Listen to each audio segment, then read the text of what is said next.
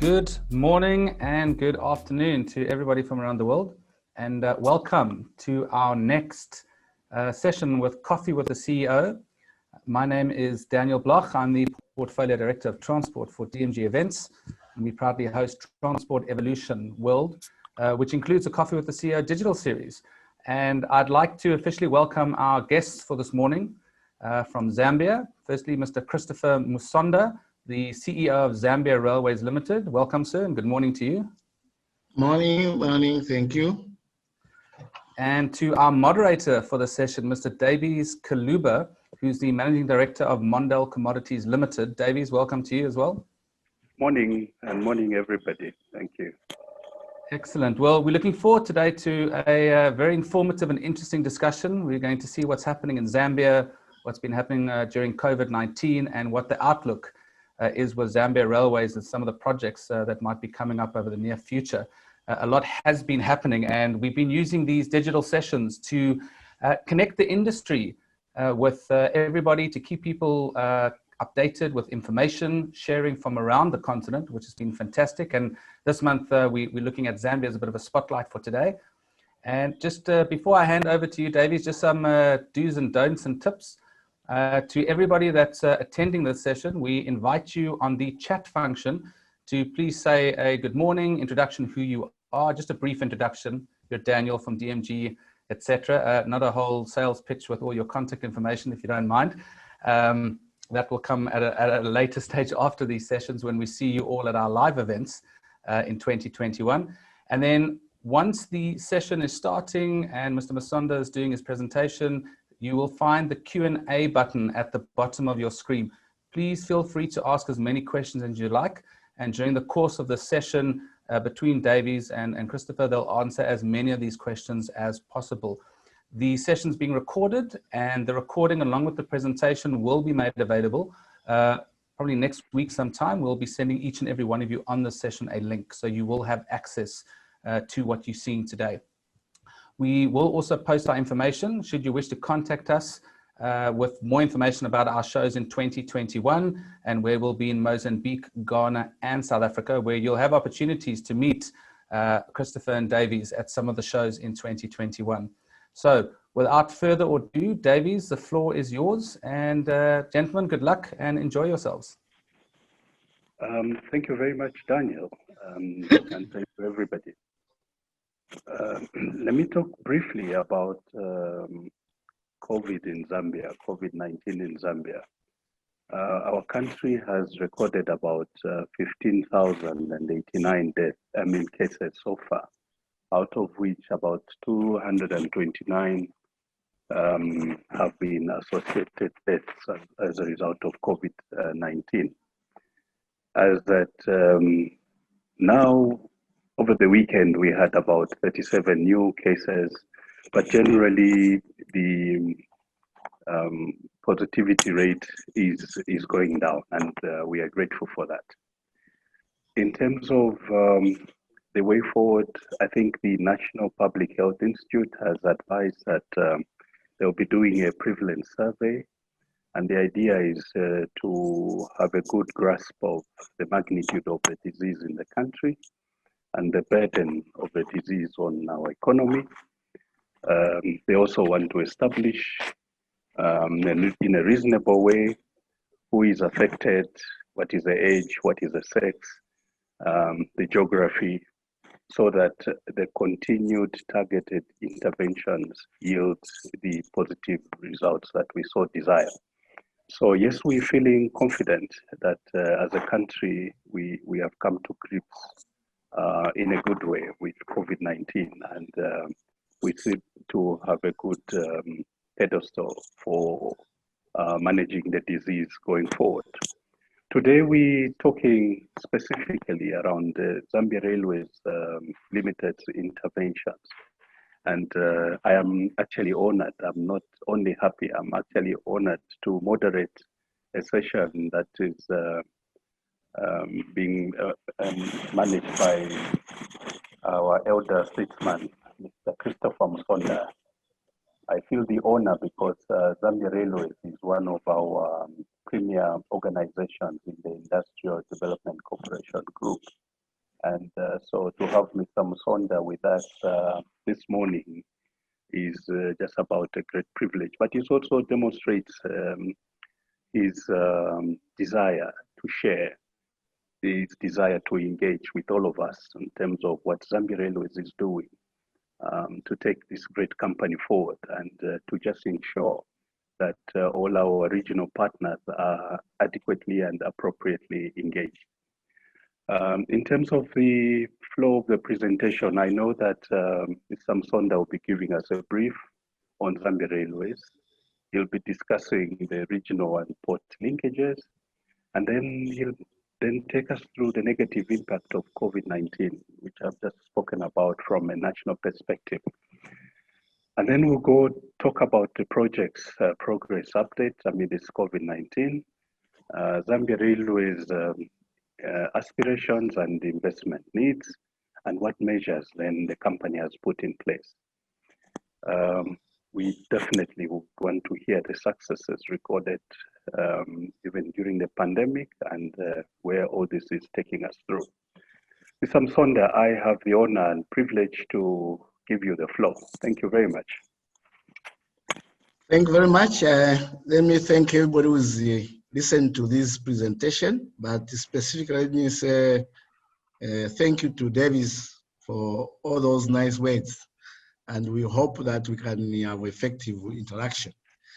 If everybody is ready, I'll go straight into the presentation, which I'm putting on the screen. Yes, let's make it big.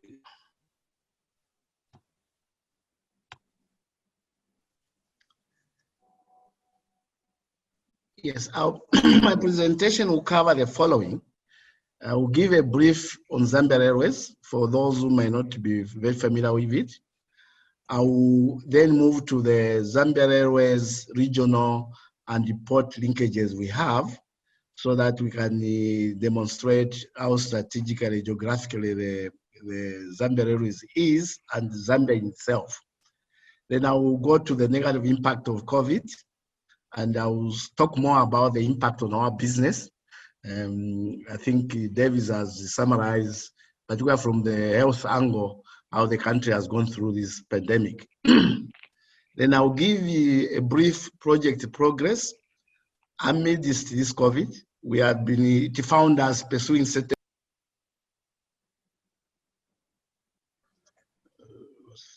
Am I audible? I can hear you. Please go on. Okay. Then I'll go straight to the I'll go straight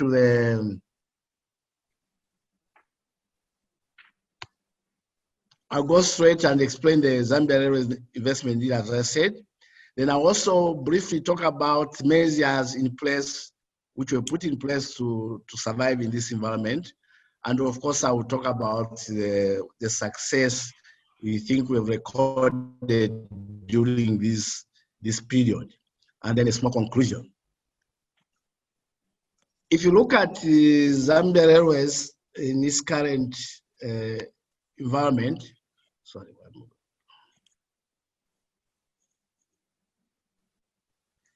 moment. Basically, our strategic mission is that we should become the logistics provider, effective provider in the region. Reason being that we are linked to most of the areas, ports and corridors, as I will illustrate shortly. But we should also, not being a logistics provider, we should provide competitive rail transport and logistics so that we can deliver the value for the shareholders of this company.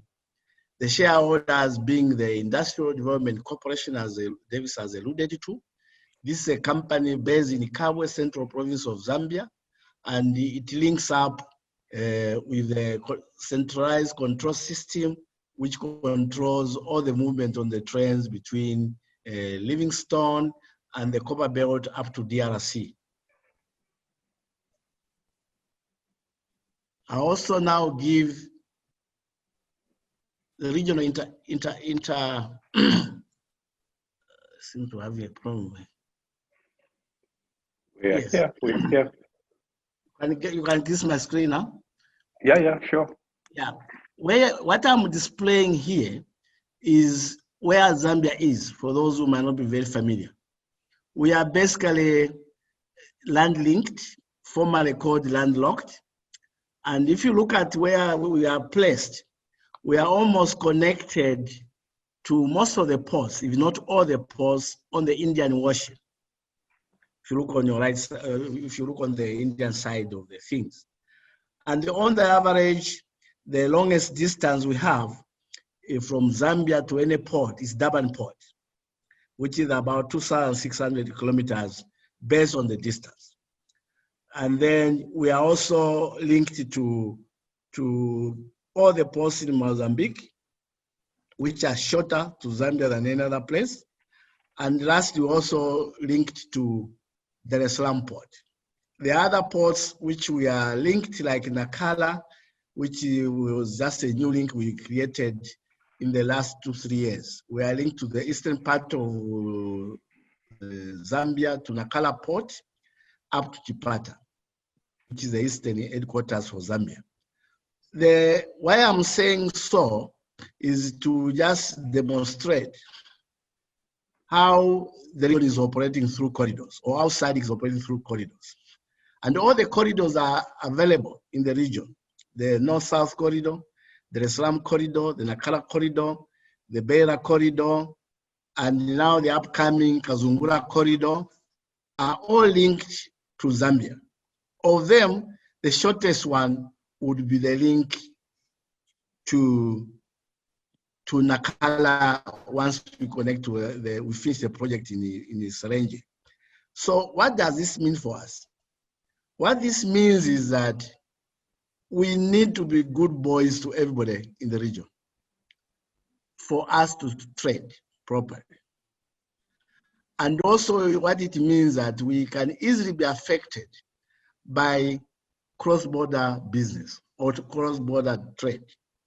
So when COVID came in place, one of the things we were worried about was we are so dependent on reaching out to the ports in Africa.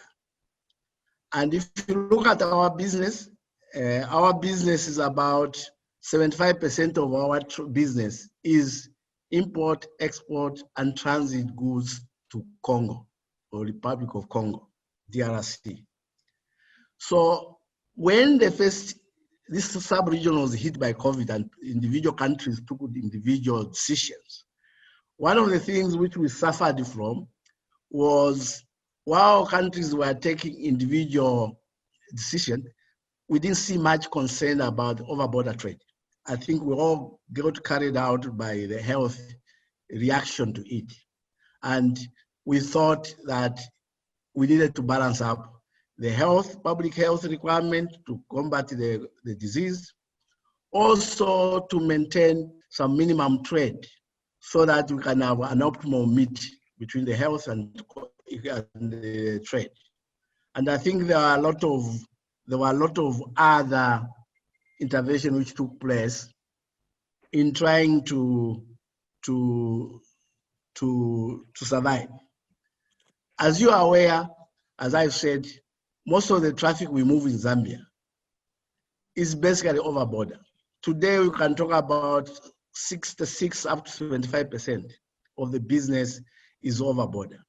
And therefore, when the decisions were made to minimize the interaction amongst the various countries, we definitely got into the mode of panic. But I think we quickly had meetings which were hosted by NEPAD, hosted by SADC itself at the level of the head of state and the ministers. And basically they resolved that we should at least allow some business to continue if we have to survive. And the first thing which happened that South Africa, as you know, South Africa, Zambia and South Africa, the trading level is about 17% of South African trade is between Zambia and South Africa itself. 17% of our trade is between Zambia and South Africa. So we are the second trading partner outside SADC, first being Nigeria. In terms of the physical commodities, we are the first trading partner in South Africa. So South African position, which they took initially, had obviously have to affect Zambia. And most of the trade we have with South Africa basically is the physical, is movement of trucks, movement of trains, movement of copper, movement of sulfur, acid, coal. These are some of the businesses we have with South Africa. And most of the trade we have in Nigeria is more in the services, the banking services, utilities like Airtel or communication services with Nigeria. But that was the first thing we saw. So we had to engage South Africa at our level of railways, at the level of the ministers, and at the level of head of states to see how those were going to be managed. Then we saw that during that time, South Africa had defined what they called essential commodities. Essential, and that did not include initially copper. It basically concentrated on the food stuff, such as wheat and some vegetables and some of these consumables which go through the malls, the big shops. And later on, we had to discuss amongst ourselves, and we said, while we're allowing sulfur to come to Zambia, we should as well also allow copper to go to the ports. Sulfur is a major input into the processing of copper, both in Zambia and DRC. So on the list of the essential, sulfur had appeared, which meant an import of sulfur has appeared, but copper as an export after processing the sulfur in the various smelters was not allowed. So we saw 1 or 2 trains stranded at the Zimbabwe-South Africa border, but after discussions, we saw that being lifted, but we had lost about 2-3 weeks of copper stranded at the border. And there was a bit of panic from various mining processing plants, and they were all coming to us, what are we going to do? We saw some diversion of some ships to the port of Dar es Salaam, and we saw some reduction of ships to the port of Richards Bay and Durban. We saw a bit of flow from Dar es Salaam for a period, but after most of the ships tried to go to Dar es Salaam, it quickly got congested. So we quickly started an arrangement where to unlock the flow of these ships from Dar es Salaam into Congo, into Zambia. Zambia Railways and Tazara quickly started operating on each other's lines. We started moving trains on Tazara lines, and Tazara started running trains on our lines. That unblocked a bit of capacity to move some sulfur into Zambia. And then on the other hand, the Council of Ministers for Transport and Foreign Affairs allowed the railways that we can also add commodities to what they are described at government level, as long as there was an agreement between the existing railways. So that helped us a bit of open up the flow, but there was also a bit of congestion sitting in the ports, and also congestion sitting in various pipelines. And also we saw in the capacity of documentation, particularly from the ports. But most of the ports companies also were on lockdown. So the documentation requires to document trains into Zambia were not moving at the same rate.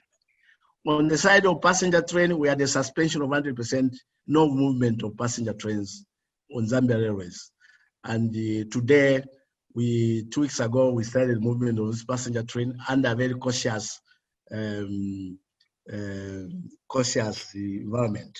But they have started running, and so far, touch wood, we haven't had any negative impact from the disease side. We saw one of the stations which was closed for 2 weeks by the health people because there was a reported case, and we had to close that station, and they adjusted the operations where I could not do where I could start bypassing that station without the train stopping. That's Kafiwe, about 60 kilometers south of Lusaka. So that also, we put up the measures, and later on, that station became operational. Let me now come to the projects in progress. If you look at we've always been discussing the recapitalization of Zambia Railways, even before almost 2, 3, 4 years ago. And this recapitalization, which I will indicate to you the requirement, basically involves the upgrade, serious upgrade of the line between Livingstone and the Copper Belt, and then the procurement of locomotives, and the procurement of wagons, and thirdly, the installation of the signaling and telecommunication system, which should help us operate the trains efficiently and quickly, and other auxiliary equipments like workshop equipment, whatever, but mainly track, rolling stock, which means wagons and locomotives, and then signal and telecommunication. Out of that figure of now roughly about a billion would go to the track rehabilitation, which is about 400 something to go to track. The balance of the 50% will cater for the rolling stock and what have you. So this is one of the project whose discussion now underway. As I'm talking, even one of the meetings I'm rushing to after this will be negotiations going on related to this type of investment with some Swedish financials. On top of that, I think there are also other discussions we had with various financials. I may not review them now because discussions are going on. So we have various options, but I think one of the discussions going on, almost where we think we are hitting there, is the one of $1 billion, which the IDC CEO announced 2-3 days ago in Zambia.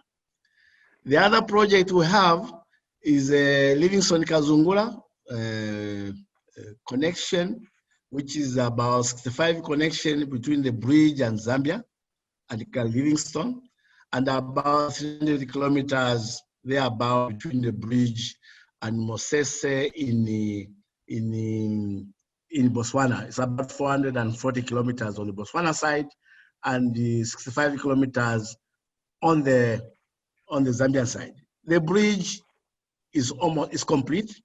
We should be able to have official opening of the bridge anytime. The bridge itself has a road and the railway.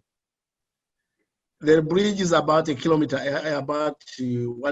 long, and the railway on the bridge is about 1.1 kilometers, because the railway has protruded 500 meters from each side of the bridge into Botswana and into Zambia. And where we are on this part is that we shall soon be engaging into the consultant to carry out the feasibility study of the railway.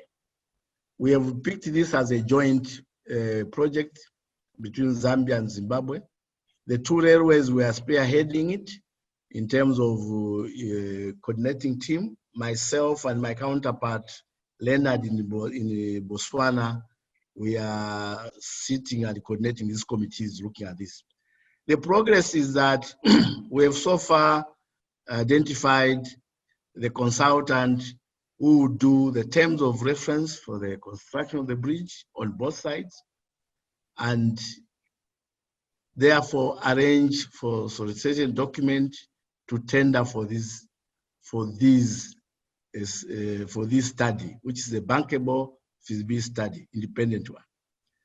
The two governments, I think, are geared. We have had several meetings between two of us.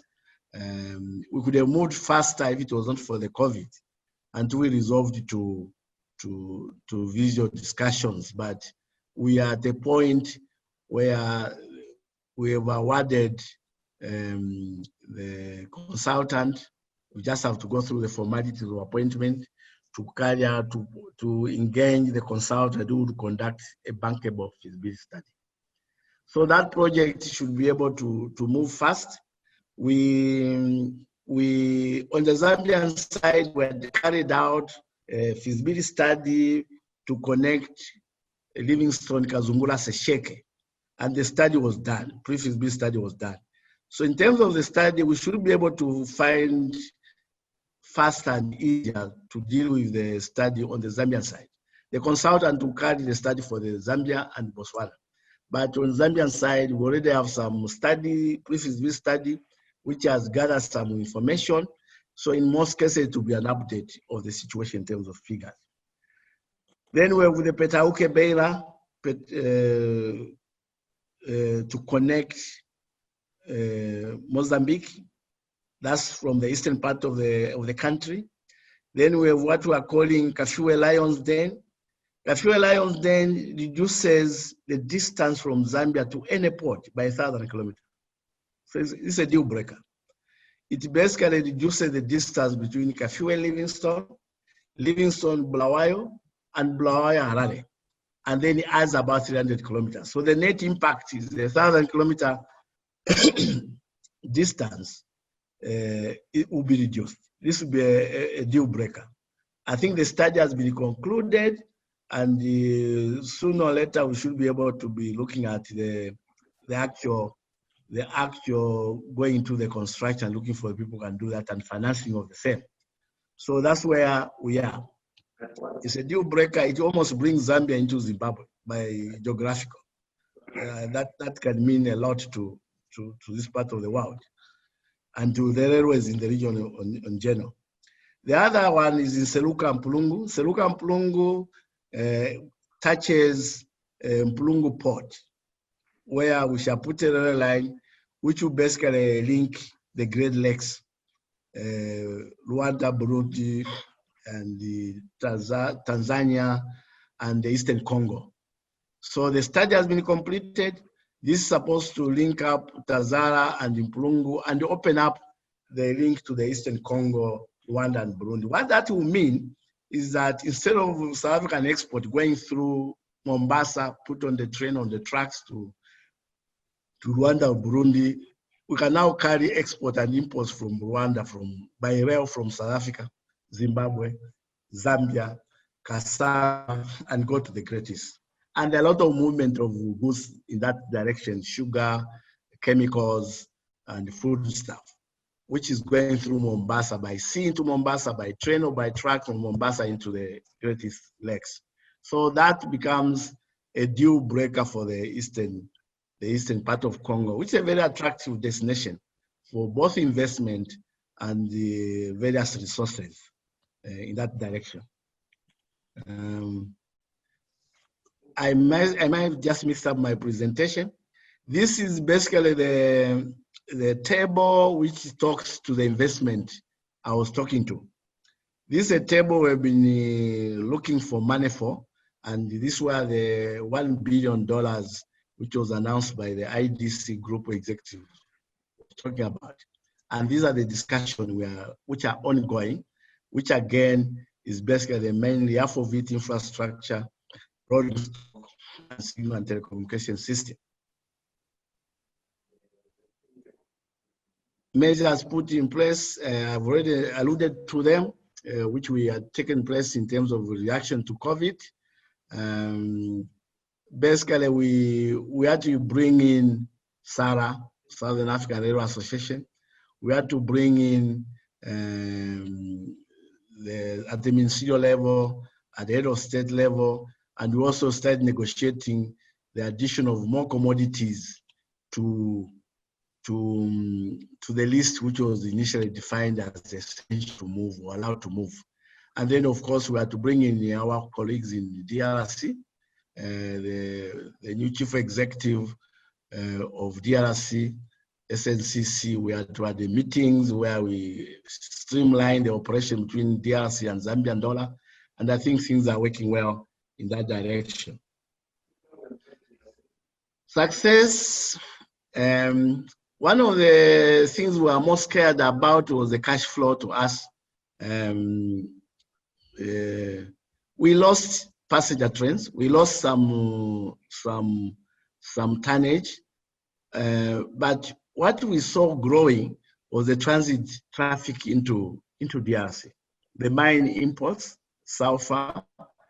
There was at the same time, there was a bit of panic during the same period where the mines wanted to bring in things as much as possible or as quickly as possible, and we are caught up and found ourselves handling that tonnage. The impact on the roads were a bit cumbersome. It took time to streamline it, and I think as railways we took advantage where we don't carry so many people on the train, we don't stop at the borders, and it was easier to basically account for what we are moving. So we found it was easier for us to continue moving, and we saw that in terms of cash flow and the business, we stabilized, if not grow.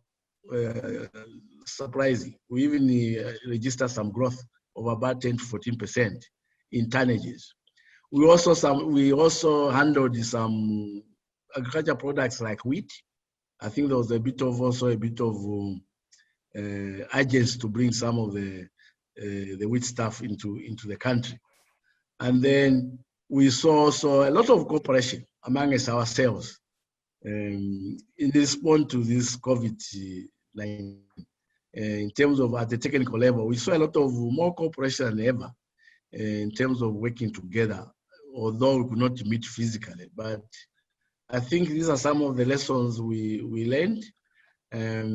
But going forward, I think the panic could have been less if we had initially had a lot of meetings, but these were coming very suddenly. But I think as a region, we are better. We are more ready than we could have been. And in terms of the cost to us, of course there was, because there are a lot of healthy demands which were created. And some of them introduced new habits, health habits or not being paid for as a railway. So there are specific costs which we can identify associated with the disease itself. We had to put some people off from the offices operating from home. That can also review some of the things that the period of operating from home, it also gave us an indication that maybe we are overemployed. We still managed to move forward, despite the exclusion of some people from reporting from the offices. So these are some of the lessons we have learned, that also the impact on the collections, new contracts, which demand quick payment, all those also developed into some commercial lessons, which we are actually need to sustain going forward. I would like to thank you for listening. Thank you. Thank you very much. I think that was a very loaded presentation. Just to recap a bit, MD, you spoke about the nature of the business, being that 66% or thereabout of what Zambia Railways is doing is cross-border. You spoke about your engagements when the COVID pandemic came on shore, how quickly you engaged at the level of NEPA, that level of SADC, at the level of actually engaging the leadership of the southern region, which is very, very commendable.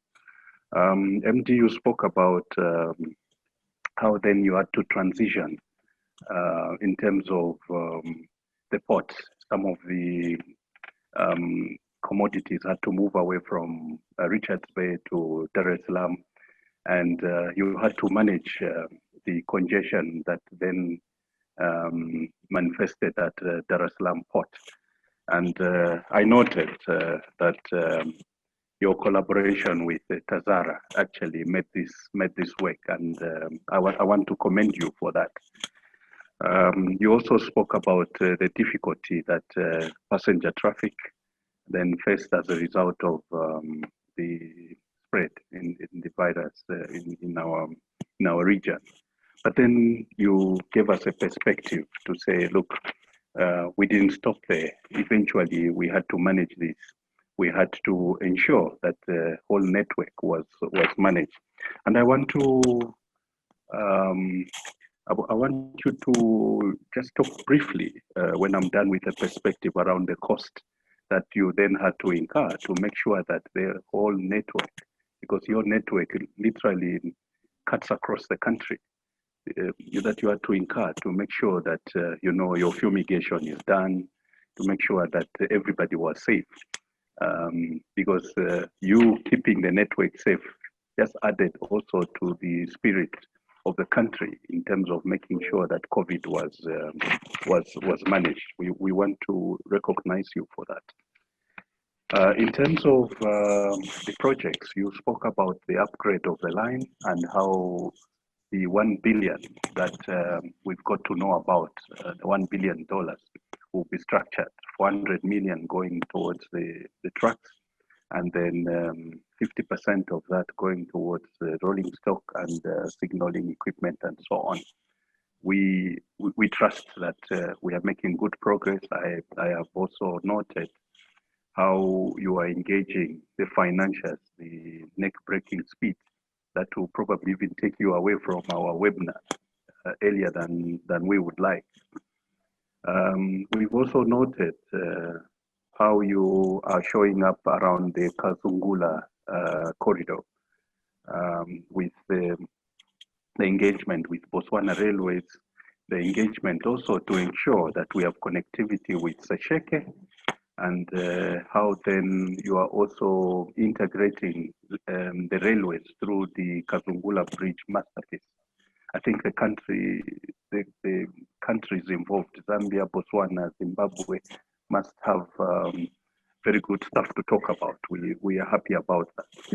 MD, the deal breaker that you spoke about, Kafue to Lions Den, I think just maybe two more lines about that. That's very exciting. I mean, I once spent a night somewhere around Lions Den, and to hear that actually somebody's talking connectivity from Kafue to Lions Den is brilliant. You may just want to, don't steal our excitement, please build on it. My heart is also taking me to Seluka Mpulungu. I know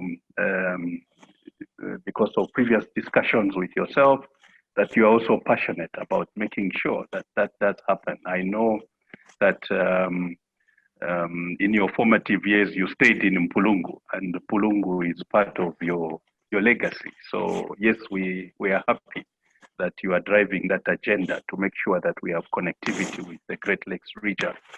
I just wanted, as we talk about Nseluka and Mpulungu, I don't know who is on the webinar from Mpulungu Harbour this morning, but I am aware that there is some coal that is moving from Mamba Collieries going to Burundi.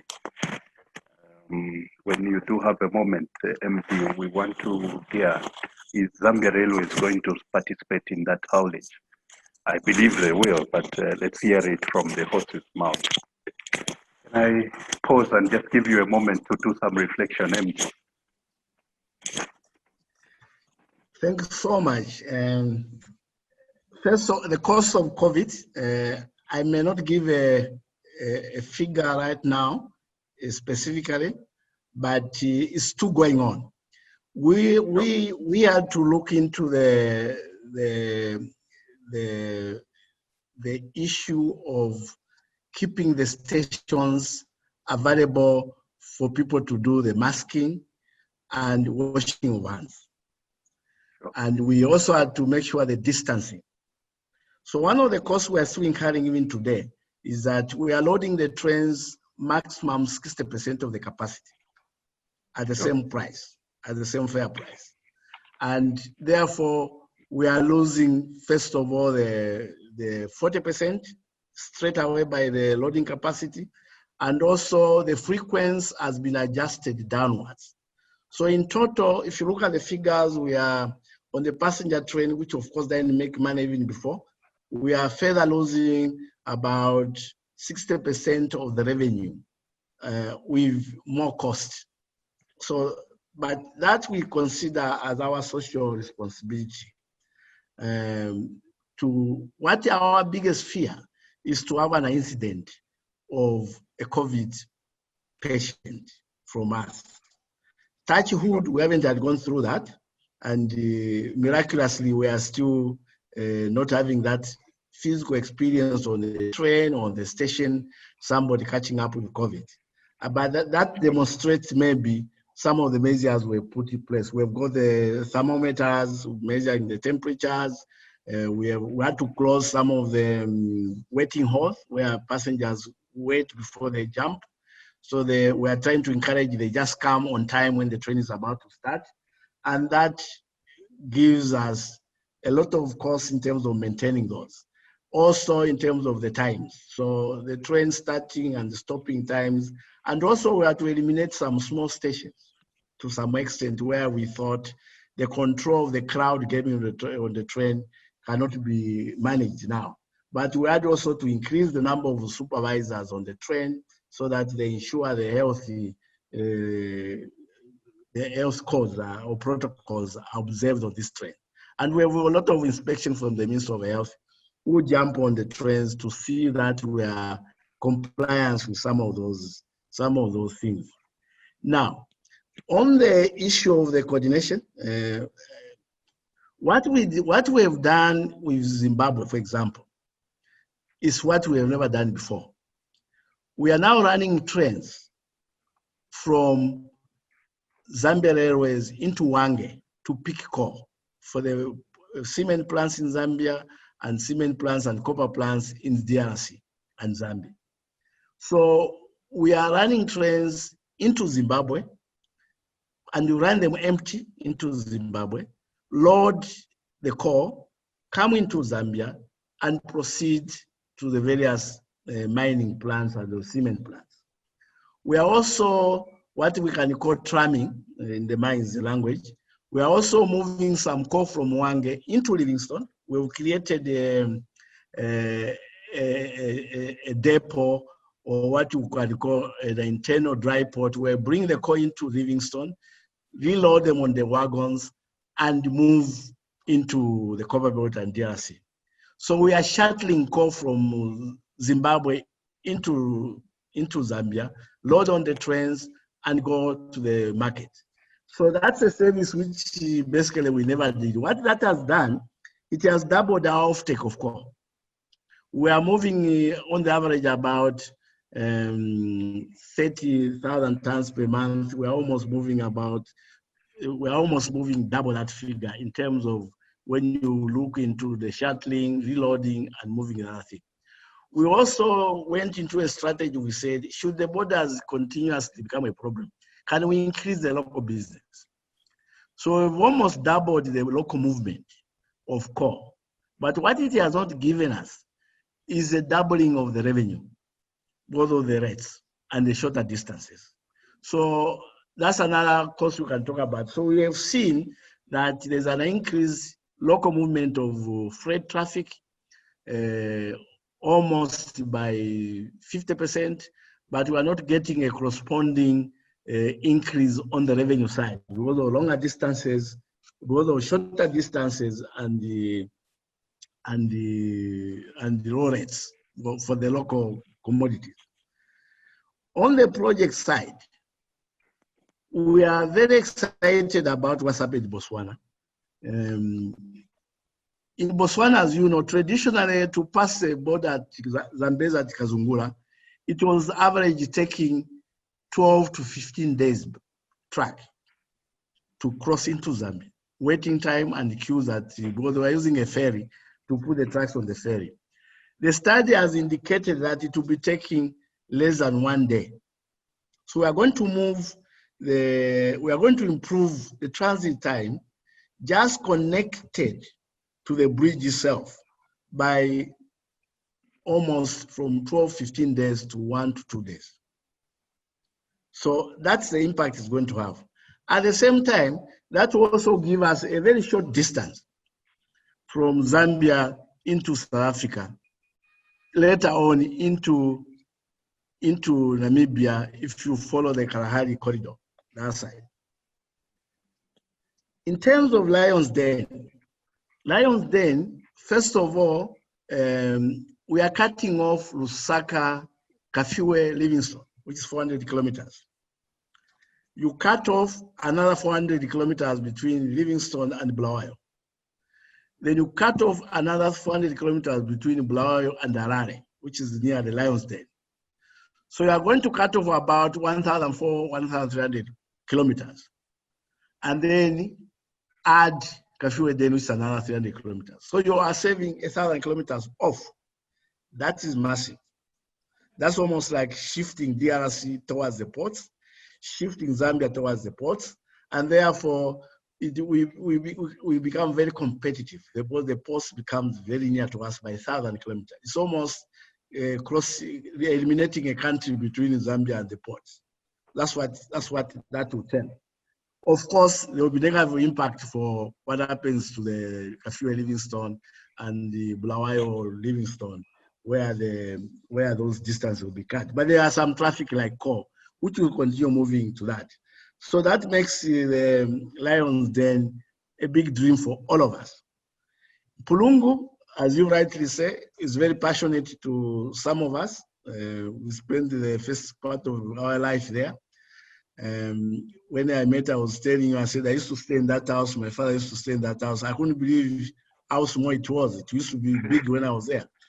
So you are right by saying that they're all Eastern Congo, Rwanda and Burundi. These are the growing economies.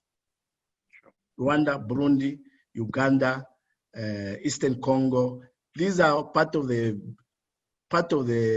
biggest growing economies with a lot of attraction to the investors. And today, one will not believe how much trade is taking place between South Africa and this Eastern Congo region or Great Lakes region. And it's all coming from the ports on the Indian Ocean of South Africa into Mombasa, transshipping Mombasa into the Great Lakes. Some of them transshipping in Kenya, some of them transshipping in Uganda, feeding that place. If that happens, if this Mpulungu link comes, a train will run from South Africa, from Durban, from Richards Bay into Mpulungu, and you on the harbor. And the development which is going on at Mpulungu, as you may be aware, Davis, is massive.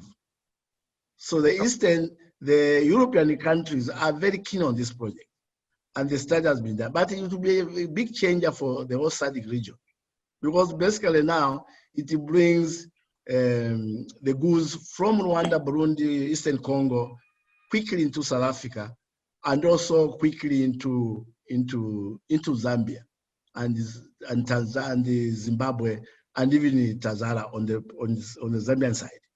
So that is a very big changer. And I know there's activities in terms of project planning and project investment going on, planned and funded in Mpulungu. So all it requires the connection of this about 300 kilometers between Kasama and Mpulungu. Then you open up the SADC even to Rwanda, Burundi, and Eastern Congo. I agree with you, MD, because I know that Rwanda, for example, by 2018, Rwanda was picking in the region of 600,000 metric tons from South Africa, and much of that was moving through the East Coast. So when you talk about Lion's Den, for example, cutting 1,000 kilometers, the opportunity that presents in terms of inland transportation out of South Africa into the Great Lakes region within Seluka, Pulungu Spare also active, it's just massive. It also then builds the case much, much further for the development of the Pulungu port, which is also in progress. So these are opportunities that we must continue to build on, and we need proactive people like you, MD, and we're learning a lot. I must admit from what you're sharing with us today. Can I allow for the Q&A session? We're at 10:52 now. Let's speak on some questions coming from the attendees so that we then can give you the opportunity also to interact with the colleagues that are attending. I think one that I've seen almost immediately saying, I'm very interested to hear more about the Mpulungu Harbour development and along with Kazungula Bridge and the proposed rail links through Botswana. I think this is what MD has been expounding on. Suffice to say that the Mpulungu Harbour development is going to go in the region of $100 million. And ITC is already hands on deck on that project to make sure that it moves. I know that there are active engagements with DBSA, for example, and we're making progress around that. There is another question. Since Durban is the closest port, can they please use us for import and export of their goods to Zambia? We are the clearing and forwarding agent company based in Durban, and name of our company is HP Praise Maritime Services. I think that is for your information, MD. The other question I have seen is next to the COVID pandemic, what do you see as the biggest challenge for cross-border cargo transport? MD, would you like to pick that quickly? Next to the COVID pandemic, yeah. I think the biggest challenge, and one of the things which has been revealed, that we need to collaborate more, and the disease actually proved it. And that collaboration is not only amongst railways or amongst the technical group, and I think we also need to collaborate more with the stakeholders. I still believe that we as a corridors, some of the corridors, we took time to respond to come and emphasize the role of cross-border business.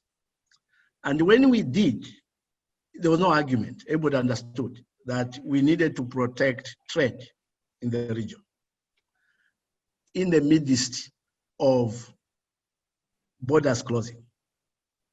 And I think that's one of the takeaways we've learned from here, that we need to collaborate more.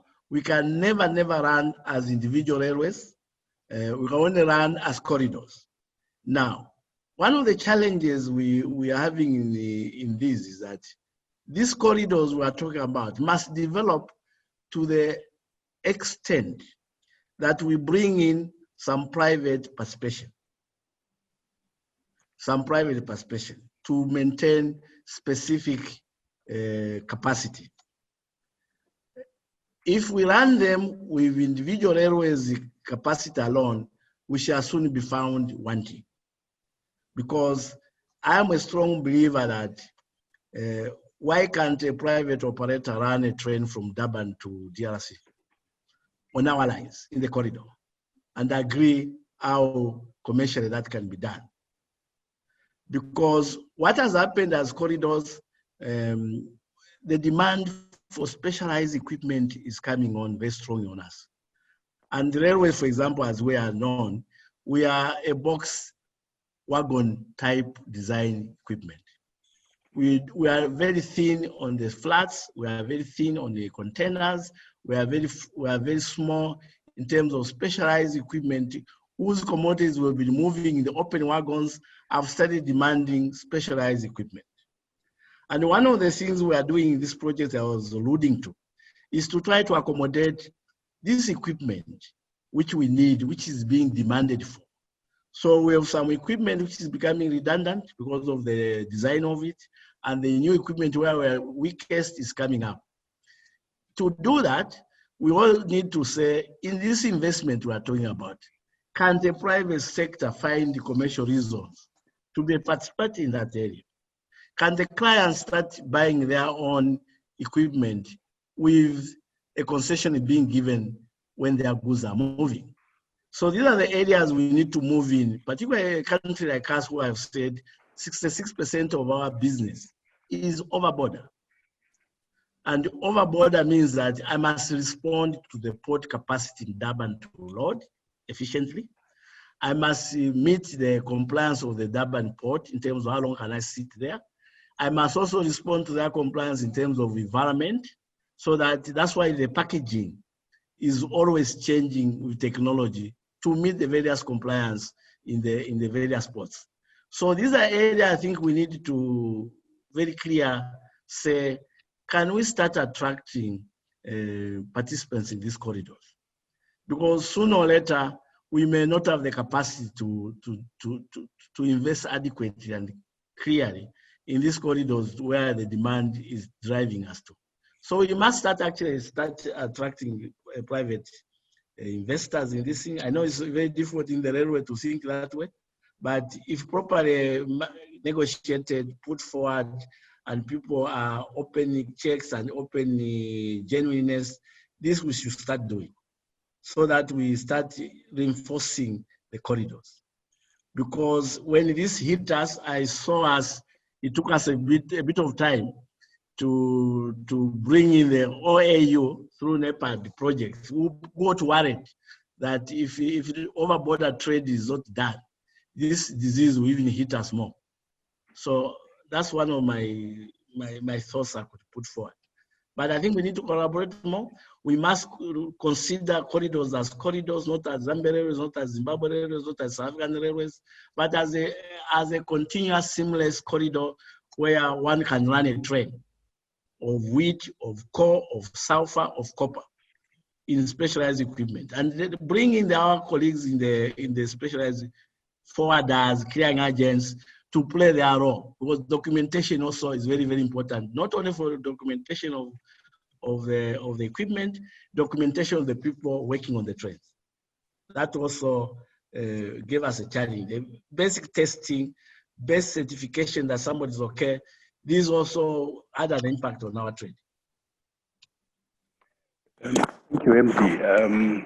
Let me run to another question coming on from the eastern side. What are the expansion plans in Chipata to accommodate rail cargo, which is required further to drive Zambia cargo on the Nakala line via the port of Nakala? MD, would you please take that quickly? Thank you. A quick one. The Nakala corridor is a project which was financed by European Union. It's one project which financed the rehabilitation of Nakala port, also the construction and rehabilitation of the rail line between Nakala and Chipata. There was a component of a dry port, which is about $70 million provided for. Of all the components of this project, everything has been done. Nakala port has been rehabilitated, the project is over. The rail line, which has reached Chipata, has been done. We need to put up a dry, and the road between Chipata towards Lusaka has been done. The remaining project is the dry port at Chipata. The adverts were up in Zambia to advertise for the study and the construction of the Chipata dry port. The money is still sitting in that budget. There has been pressure to see how can we quickly commit that money by progressing the administrative things of study, appointing consultant at Chipata. So at the moment, there's a study there's a tender which went out, and I think there are some evaluation going on in terms of awarding for this environmental study, feasibility study, and the study was done by European Union before the project was approved. What is happening now is an update to that project, because when that was done, the figures of coal coming to Metezi in Mozambique, the figures of some clinker imported from Brazil into Malawi for cement production, those figures were not there. So we only need to update that study and then do the construction of the dry port at Chipata. We have also advertised for 8 dry ports in Zambia at Livingstone, Lusaka, Kapiri, Chingola to link the new copper belt on the way to Angola, and also Ndola. So those are the projects which have been floated in the various tenders to try to reinforce the railways dry ports, because that's one of the things we think can bring a door-to-door delivery and also marry the road rail together just to increase the capacity of goods coming by rail. Also, to meet the 30% regulation which has been developed in Zambia, where 30% of the goods bulk they are identified should move from road to rail at least by 30%. So we are also on that project trying to meet that law, that while the government have said you pick the 30% minimum from road to rail, we need to create the capacity and the infrastructure to be able to pick those commodities from road to rail. So these are some of the projects tackling. The dry port in Chipata is one of the 8 we've identified, but the adverts for the all 8 places have gone out. The Chipata one is being funded by European Union. Thank you, MD. Another question, to what extent will Zambia's sovereign debt situation affect either positively or indeed negatively the quest by Zambia Railways to fund its planned expansion projects? MD? It's a good one. I won't attempt to talk on behalf of the Minister of Finance Zambia. But I think the funding of the projects I'm talking about are already accommodated in whatever level of debt we're talking about today. Because as you know, this is not additional to the current debt. I think it's within the already committed funding to this project. So, and these projects are being funded on a commercial basis. We are actually, the study which covered this funding we are talking about have indicated that this funding can be done on a commercial understanding, and I think that's why the discussion are progressing. So these are not funded by a grant or something. These are being funded by the money expected to be paid back. Thank you, MD. Another question, actually it starts with a comment. Good day, this has been the most informative presentation. MD, you are doing very, very well, I must say too. Thank you. So TMI Dynamics wants to know, they're involved with developing and simulation and training solutions across maritime, logistics, rail, aerospace. So the question is, how are you ensuring that you're developing training in line with growing demand and infrastructure development? I think this is more training related. Yes.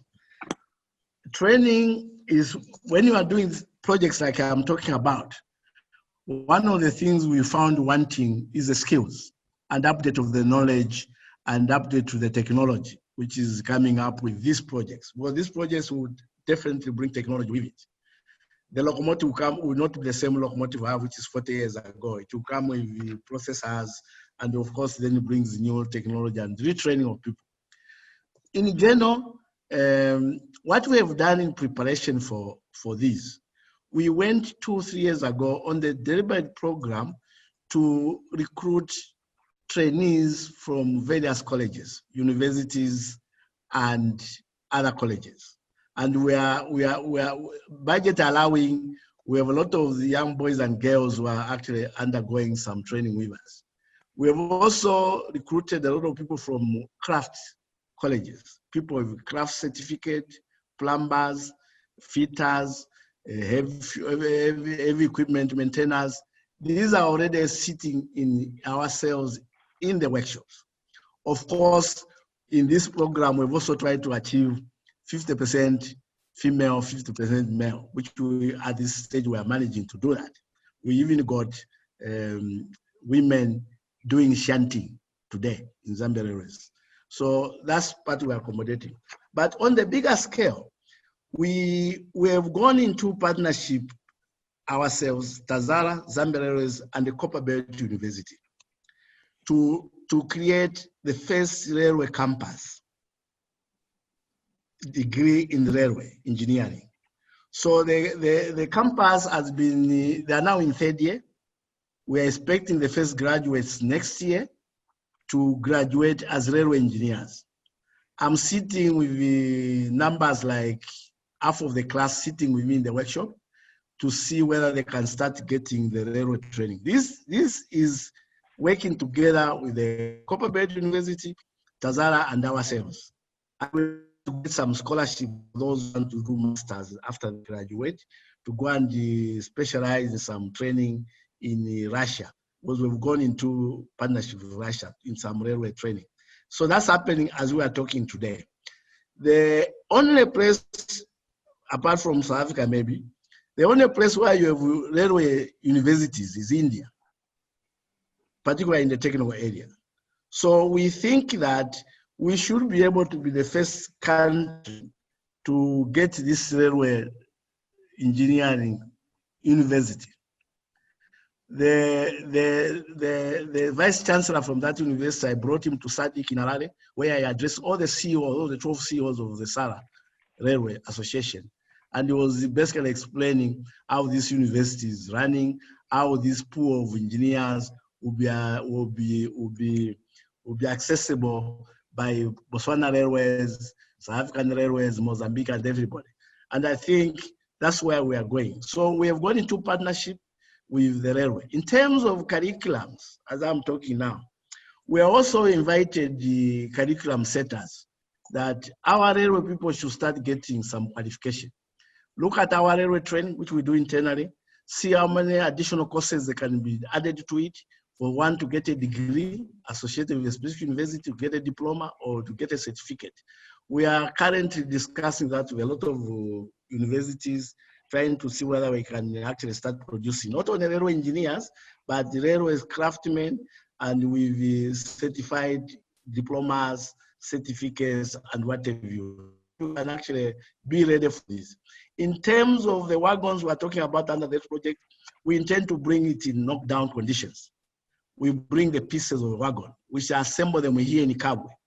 To do that, I need electricians, I need painters, I need fabricators, I need fitters. So those we are recruiting now, because when these 1,500 wagons come in knockdown situation, I need skills to assemble them, paint them, and commission them and start running. So there's a huge demand for training on the shop floors, and also some theoretical knowledge on how best you can do welding of a wagon or paint the wagon indeed. Fantastic. That sounds like excellent stuff, MD. We've got the Truckers Association, by the way, on the web as well. And what they are saying is, can we look at where the truckers and Zambia Railways can work together to provide a multimodal, seamless transport logistics? And the follow-up question, MD, is how competitive is cost per ton compared to the road haulage cost? All right. Could you take that, MD? Thank you very much. Let me first on the onset that truckers are not necessarily competitors to us when you look at the bigger picture. As we sit, we have specific contract with Copperbelt Truckers Association, Zambia Railways and Trucker Copperbelt Association. These contracts were signed late last year. And as I talk about, we are moving copper from the northwestern province, Torwezi, into Ndola. There's no railway line there, there's a road. So we're bringing we're bringing copper into Ndola by trucks. We'll float it on the rail and load on the rail into Dar es Salaam, into Durban. To do that, we have gone into an arrangement with truckers, and we're encouraging that. So while we can compete on the straight line into Durban, there's a lot of room for collaboration. Otherwise, we cannot do what we are doing today.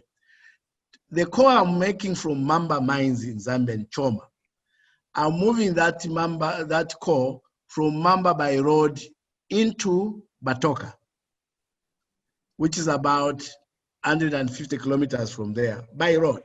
And then we have gone into the handling guy, the handling company, who is now offloading the core from the road into the rail line, measure it, weigh it, invoice it, and I take it to Dangote, for example.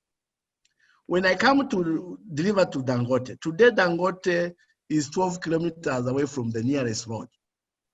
So between us and the road, we put up a facility where the same core again moves away from my wagon into the truck, into the plant, Dangote. Dangote is one of the biggest cement producers in the world. So I have two legs. Where I'm picking core, I'm doing transshipment in partnership with the handler and road.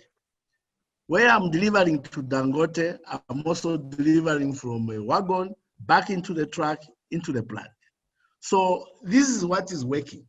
And ordinarily with that, I've not been picking anything from this type of core. And this type of core, I'm moving about 20,000 per month, going through that process. And I'm also moving 6,000 tons of copper from Solwezi into Ndola, loaded into Dar es Salaam. So these partnerships are bigger than the concept of competition. And this dry port we are making is very clear in our design that they must be accessible by road, they must be accessible, of course, by rail. But there must also be a place for the forwarders, clearing agents to operate together with the taxman to operate in these areas. So it's a collaboration, and I think it's working well. Otherwise, we would not have been moving the type of traffic we are moving today. We would have been waiting for construction of this rail line, which will take years. In the meantime, the dry port intermodal movement can solve this problem and maybe cheaper. Thank you, MD. And I know from our interactions that you've been very consistent about making the intermodal transportation work. And well done for all that you're already achieving. At the rate we are going, believe me, we would want to have you for another 3 hours. But let me allow Daniel to come through. Once again, excellent stuff, very informative session. Thank you very much, MD. Thank you very much, Davis. Thank you. So that was truly an informative and a fantastic session. Thank you, Mr. Masonda. Always a pleasure. I remember last year in Mozambique, you spoke and you touched on collaboration is key to success on the continent. And I think you've mentioned it now again today. Davies, always a pleasure. Excellent moderation. You might keep your job for another session. So well done and thank you. And to you both, it's been a pleasure listening to you. I know that there are loads of questions that have been asked. Unfortunately, we do run out of time. Everyone is busy. What we will do is we'll endeavor to have all of these questions answered by both Mr. Kaluba and by Mr. Masonda within the next week or so, time permitting, and we'll share that with all of the attendees. And I'd just like to say on behalf of Transport Evolution, thank you again to the two of you for joining. To all of our attendees, we hope to see both of you possibly in Maputo in April next year at a safe social distancing with packed lunches, able to network with delegates from all around the world, and obviously again in Durban in September next year for our event on the 21st and the 22nd of September. So thank you to everybody. Please remember again, the session is recorded. The presentation will be shared within the next week. And we trust you've enjoyed yourselves. You can mail me. There's information in the chat box if you'd like to know about any of our upcoming digital sessions and more about the live events in 2021. So good day to everybody. Enjoy the rest of the afternoon or the morning, whatever time zone you are in. And we will see you next time on Coffee with the CEO. Thank you and travel safe. Back to your kitchens and your offices. Take care. Thank you so much. Thank you. Thank you all everybody who listened. Thanks so much. Thank you.